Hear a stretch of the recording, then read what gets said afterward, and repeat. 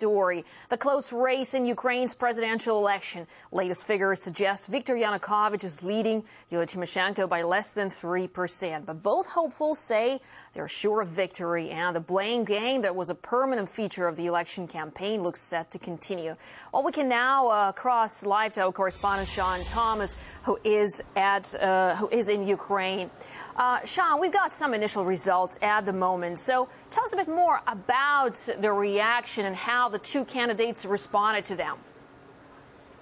Certainly. Well, the city of Kiev is just waking up, but the Central Election Committee has been hard at work all through the night. In fact, let me give you the latest numbers real quick. In fact, with more than 80% of the votes having been counted at this moment in time, Viktor Yanukovych has 48% of the vote, and less than 2% or less than 3% behind is Timoshenko with 46% of the vote. And of course, there's that against all option, which is people actively not supporting either of the candidates, and that has 4% of the vote right now, and that's with more than 80% having been counted. Also very interesting to point out, if you look at the central and western portion of Ukraine, very much in favor of Yulia Timoshenko, and if you look at the southern and eastern part of Ukraine, very much in favor of Viktor Yanukovych. There is a distinct line, and there is no crossing that line in terms of who voted for which side. Very, very interesting to point out. Now, both parties are saying that this is not over. In fact, Viktor Yanukovych is actually claiming victory, is already celebrating, is already making plans to come out into the streets and show that he has won the presidency. But Yulia Timoshenko is saying that this is not the case. It is not over until the official votes have been counted, and all of those votes have been counted.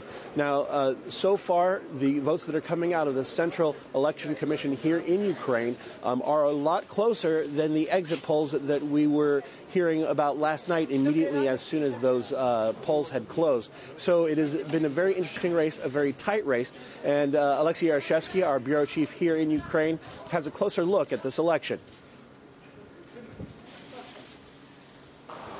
From 8 o'clock in the morning, people flocked to polling stations nationwide.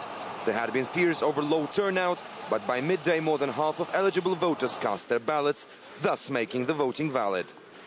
Amid what has been a nervous campaign, both candidates were calm and optimistic. I've voted for changes for the better, for stability and a powerful Ukraine. I congratulate everyone on this demonstration of democracy, when people can easily express their will. I have just voted for a new Ukraine, a happy, powerful, beautiful European country. A lot of efforts were made to secure a fair vote. Despite both camps accusing each other of falsifications, both local and international observers deemed the runoff transparent. Exit polls suggest Viktor Yanukovych's victory, something his opponent Yulia Timoshenko said was too early to call. Unlike on the night after the first round of the election, the feeling of triumph was missing here. The split of 3% in the exit polls is within the margin of error. Everything will depend on how our team does with the remaining votes yet to be counted. I urge all of you who are responsible for it, hold on to every protocol, every document and every vote, because one vote could change the future of Ukraine. It was quite the opposite atmosphere in the camp of Viktor Yanukovych. When the presidential candidate took to the stage, he was greeted with a standing ovation. And the intro to his speech pretty much told the story. I congratulate you and the whole of Ukraine with the victory in this vote. People wanted a change, and this election we have made a first step towards uniting our country. The vote counting is underway, but the head of the Central Election Commission has already said that it may take longer than it did in the first time round. The Ukrainian presidential election saga will continue for some time, as it may take up to a week for the Central Election Commission to count all the votes. Meanwhile, the biggest question on everyone's minds is whether the losing candidate would be able to accept defeat and not take people onto the streets. Alexei Yarashevsky, RT, Kiev, Ukraine.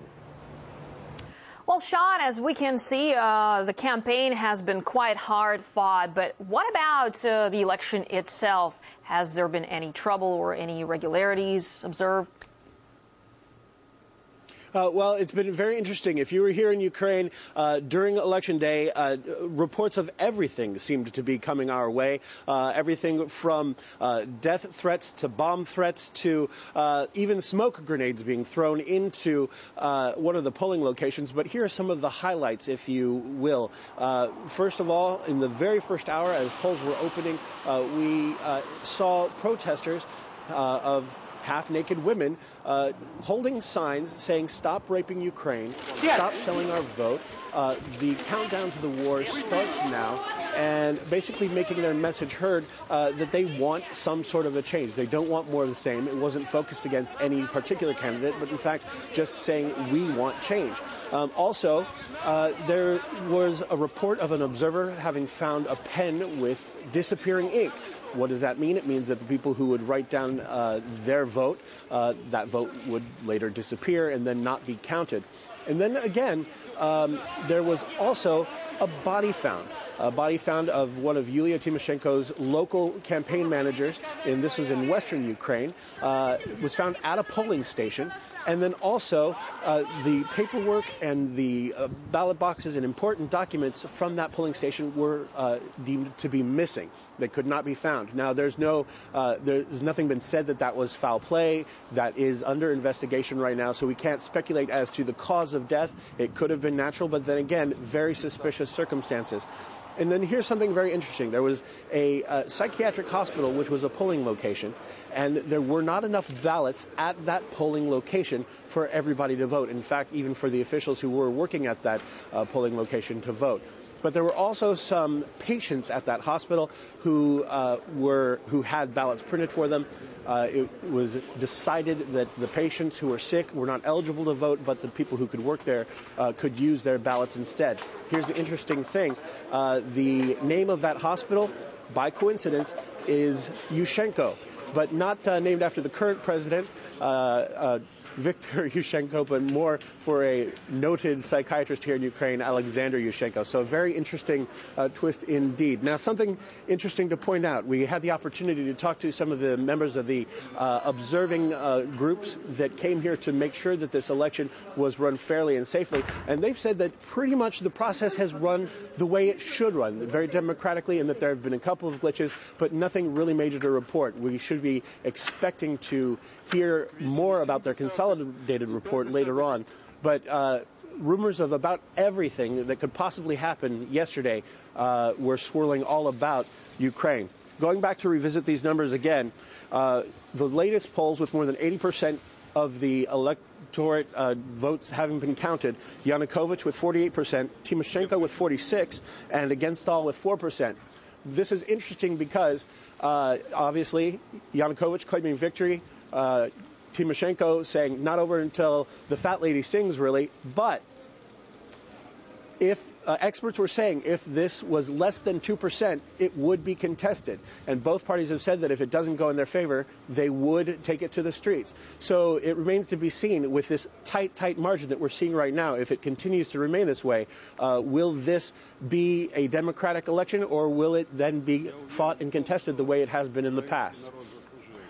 All right, Sean, thanks very much indeed for bringing us all the twists and turns of the campaign and the election itself, and bringing us the latest from Kiev. Of course, we'll be keeping a close eye on what's happening there during the day. For the moment, Sean Thomas, thanks very much indeed.